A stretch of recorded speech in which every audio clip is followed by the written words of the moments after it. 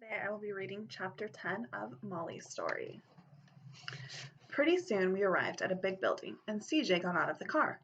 She let me out too. I smelled dogs as soon as my paws touched the parking lot. I heard them too. Inside the building, several big dogs were barking. A woman came outside to greet us. She was older than CJ but younger than Gloria, and she had long black hair held back by a bright headband. She smelled absolutely wonderful of dog treats and lots of different dogs. "Hi, I'm Andy," she said, and then she dropped to her knees and reached for me. "Who's this?"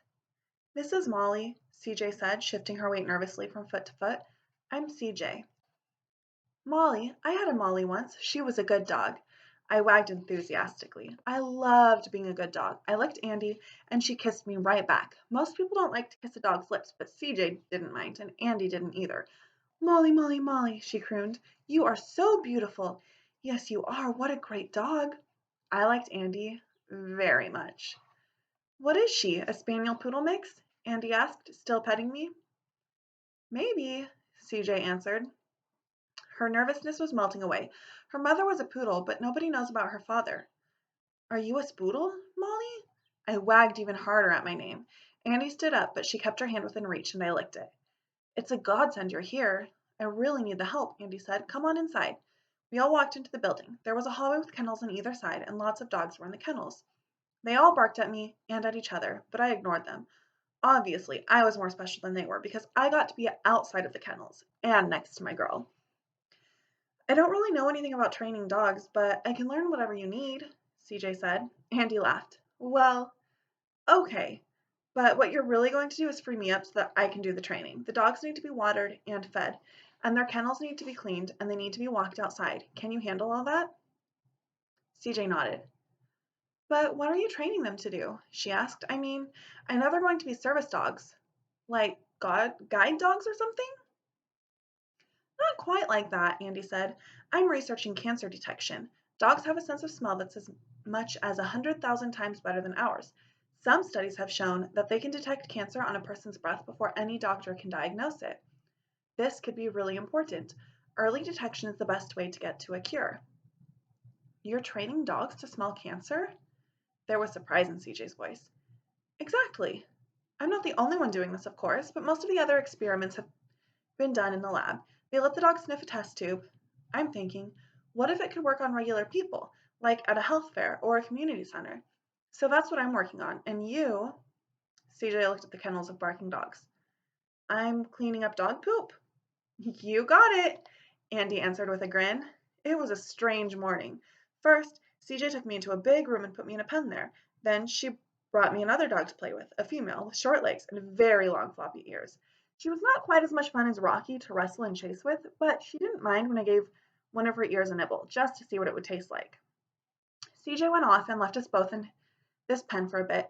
Then she came back, clipped a leash on my collar and one on the other dog's, and took us for a walk. My new friend sat and watched patiently as I chased a squirrel up a tree, put my paws as high on the bark as I could reach, and barked until it jumped to another tree. Squirrels always do that. So unfair. I liked playing with a new dog, and I liked going for a walk with CJ, but then she took me back to the pen, took my friend away, and brought me another dog to play with, and we did the same thing again, and again, and again.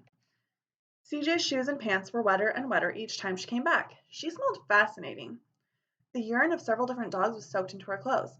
I couldn't stop sniffing her. It was so much fun. After we'd played like this for a while, CJ clipped the leash on my collar and took me out of the pen. Andy had come into the room while CJ was getting me ready to leave, and she was playing with a big brown male dog. I dashed over to greet her. CJ stood rubbing her back with both hands and sighing. I edged up to the brown dog and sniffed under his tail. He sniffed under mine. "This is Luke," Andy said. "Luke, you like Molly?" Luke was a serious dog. I could tell. He was focused on the game he was playing with Andy and didn't seem interested in me at all. There were several metal buckets on the ground. CJ and I watched while Andy took Luke up to one bucket after another. "Smell that?" she said after Luke sniffed one particular bucket. "Now drop." Luke lay down. Andy gave him a treat. I perked my ears up and whined just a little in case Andy had another treat in her pocket. "That's 2 hours, right, CJ?" Andy asked. "Right," CJ said. 2 very exciting hours. Andy laughed. "I'll sign the form at the end of the week, okay? Thanks, you did a good job." After that day, we often went to Andy's to play with the other dogs, even more often than we went to Trent's house. I liked it. When I walked with CJ and the other dogs, I'd show them what to do if we met a squirrel or a rabbit. When CJ put me in the pen, she'd bring me a friend to play with. Some of the other dogs were great at playing, nearly as good as Rocky. Others were serious, like Luke, and not much interested in chasing or wrestling. One day, CJ brought me a new friend who just didn't know how to play. I tried to show him. I snatched up a rubber ball in my mouth and bowed down with my front legs low and my back legs high. Then I danced away so that he could see I wanted him to chase me. He didn't seem to understand. He just put his head down low and growled. I could tell he was sad and frightened, and I knew he'd feel better if we ran around together, playing "It's my ball and you can't have it." So I bowed again, and he barked and lunged toward me with his teeth showing. I was so surprised I dropped the ball. He grabbed it, which was completely unfair. CJ came right back and snapped a leash on that other dog's collar and took him to a different pen. So I didn't have much to do while she was gone except watch Andy play with Luke. It was a different one from the one with the buckets. Some people sat in metal chairs in different spots in the room. Andy led Luke up to them one at a time, and he sniffed them. This didn't look like a very exciting game to me. The people didn't play back, they just sat still. Sometimes humans are like that. They sit and don't do much, even when there's a dog right there to play with. Andy took Luke up to a man with no hair. The big brown dog lay down and crossed his paws. Then he put his head down on them. "Good dog, Luke," Andy said. I could hear excitement in her voice, and she gave Luke a treat, right there on the spot. Then Andy took Luke away, and the people all got up and changed their seats. It took them a while. When they were done, Andy led Luke back in. He sniffed all the people again. When he got to the man with no hair, he lay back down, and Andy was thrilled. "Good dog," she praised, and she handed out another treat. I wanted a treat too. A little saliva dripped out of my mouth as I watched. It didn't seem like a very difficult game to me. I lay down and crossed my front paws and put my head down on them. Andy didn't even notice. "Molly, cute girl, are you tired out?" CJ said as she passed my pen. She had the dog who didn't know how to play on a leash.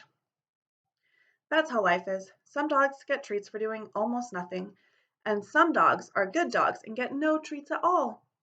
CJ took the unfriendly dog away, and in a little while she came back and brought me outside for a quick walk of my own.